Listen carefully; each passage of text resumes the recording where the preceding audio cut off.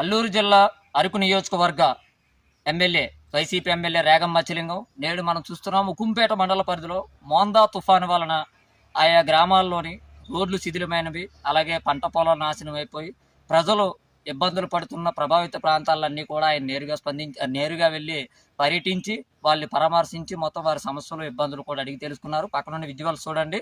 ఆయన నేడు సుమారు ఇంచుమించు ఒక 10 గ్రామాలు సైతము వెళ్ళి అక్కడ గిరిజనులు ఎదుర్కొంటున్న సమస్యలు ఇబ్బందులు అడిగి తెలుసుకున్నారు. తప్పనిసరిగా ఆ సమస్యలు ఇబ్బందులు కూడా సంబంధిత అధికారులకి తెలియజేసి మీ సమస్యల పరిష్కారం చేసేందుకైతే కృషి చేస్తారని ఆయన తెలిపారు.